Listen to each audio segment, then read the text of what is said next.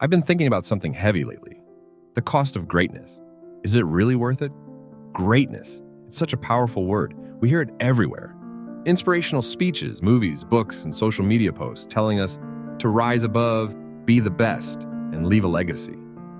But what they don't often tell us is what it actually takes to achieve it and what we might lose along the way.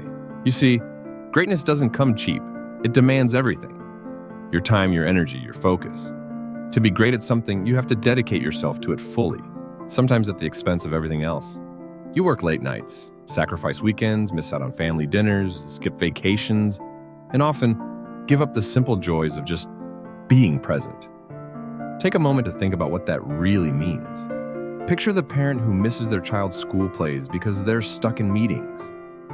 The friend who cancels plans again and again because they're too busy. The person who stays awake into the early hours of the morning, driven by their goals but haunted by loneliness. Sure, the rewards are there. When you finally make it, people admire you. They respect you.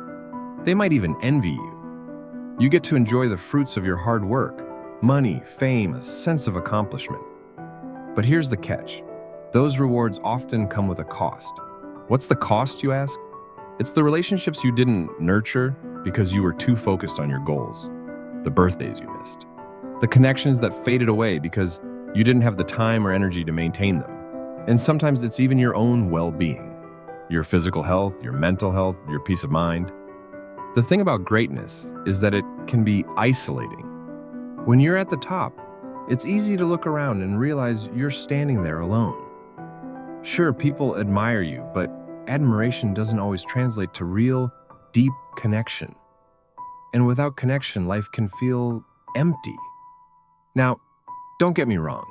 I'm not saying greatness is a bad thing. Far from it. Achieving something extraordinary is one of the most fulfilling experiences you can have. It gives your life purpose and meaning. It's proof that you pushed yourself beyond what you thought you were capable of. But here's the question you need to ask yourself. What kind of greatness are you chasing, and what are you willing to give up for it? Because greatness doesn't always have to mean being the best in the world. It doesn't have to mean fame or fortune or having your name in lights. Sometimes greatness can be as simple as being the best parent you can be, the best friend, the best version of yourself. It can mean living a life that aligns with your values, that makes you genuinely happy, even if the rest of the world doesn't notice. The truth is, only you can decide if the sacrifices match the dream. For some people, the answer is a clear yes. They're willing to pay the price because the dream is worth more to them than anything else. They can't imagine life any other way. For others, the cost feels too high. They realize that what they really want isn't greatness in the way society defines it. It's connection, love, peace, and happiness. And here's the thing, neither answer is wrong. What matters is that you're honest with yourself.